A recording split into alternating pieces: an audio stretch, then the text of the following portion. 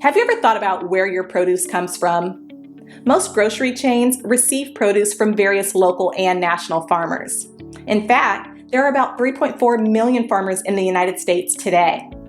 But of that staggering number, only 45,000 are Black farmers. At the Better Buggy, we are a proud group of Atlanta-based Black-owned farmers, selling produce locally and nationwide.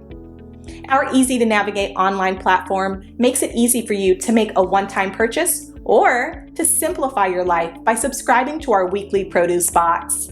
Whichever frequency you choose, you can order with confidence, knowing you'll receive 100% organic farm-fresh produce. If you're looking for a thoughtful gift for a loved one that they'd actually find useful, be sure to pop by our online store where you can snag a gift card your recipient can use to order their own produce and t-shirts.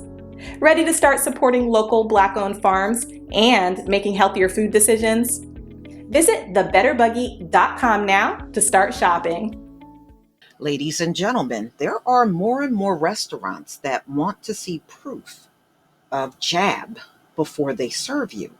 I just don't see this working out too well for restaurants. Restaurants in America are already losing a lot of money. They are struggling through a worker shortage, and they are losing by removing stuff from their menus because there's an ingredient shortage in the country.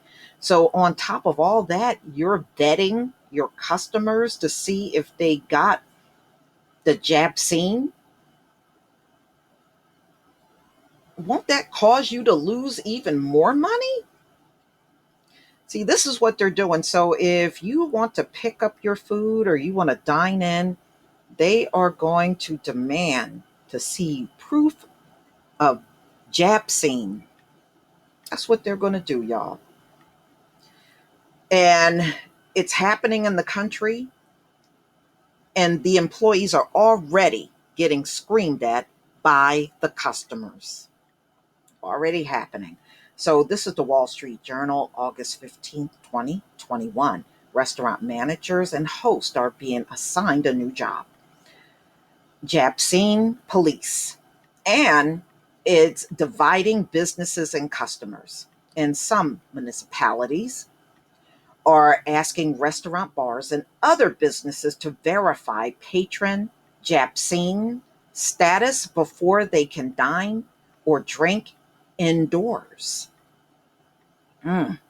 Much as some European nations have begun to do.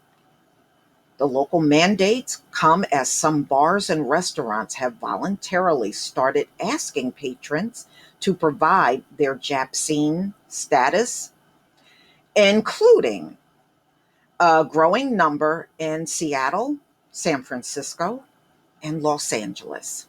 Some restaurant owners checking diners' Jabcine status or negative CV test say the practices intend to help move beyond the pandemic, introduce new logistics.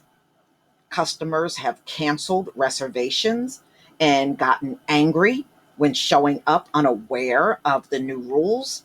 Some owners said some online reviews of their restaurants now blast the new policies. Other owners say they and their staff have received anonymous threats from people who accuse them of infringing on individual freedoms and discriminating against the unjabcinated. People scream at us through the phone. They say racist things. It's all about the Jabcines, said James Lim, owner of the Watson Counter Restaurant and Cafe in Seattle suburb of Ballard, Washington. Lim said his staff supported voluntarily instituting a proof of Jabcine requirement when the restaurant reopened for dine-in service earlier this month. Many customers of the restaurant welcomed the move, he said, but the hostility has troubled Watson's younger workers. I bet it has. So now, remember you had people going into stores, trying to go in there with no face covering and getting into all kinds of altercation with the employees. So I guess this is a new thing. There should be a lot more videos cropping up when these people walk into these restaurants and realize they can't get served without proof of Jabcine. Mm-mm-mm. Thousands of other U.S. restaurants soon will be joining Watson starting Monday. New York City restaurants must verify that a customer has had at least one dose of a Jabcine before entering to eat, with city enforcement starting on September 13th.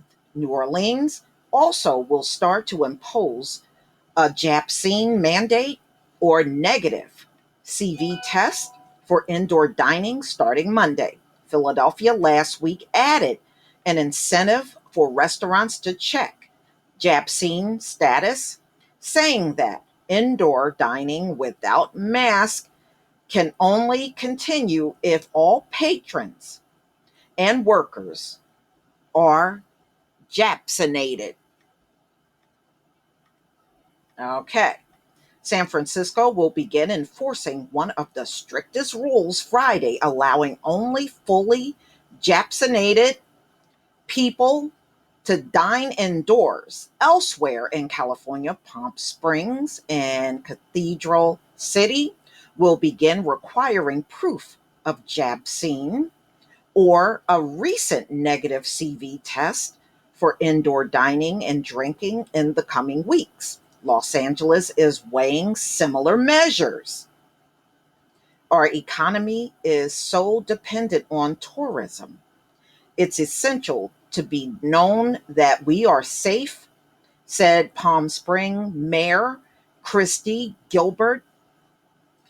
The Proof-of-Vaccine screening is the latest of a series of pandemic related requirements based on restaurants over the last 18 months. Some restaurants already requiring the Jabcine proof say they are willing to do whatever it takes to avoid their dining rooms being closed down again due to CV surges. That's going to happen. You can't avoid that. You're dealing with the public. So somebody's going to always walk in with it. I mean, that's pretty unrealistic, but let me move on. Owners say they believe loyal customers will reward them with business and they are willing to endure the criticism. Others are skeptical about private businesses being asked to enforce the Jabcine mandate.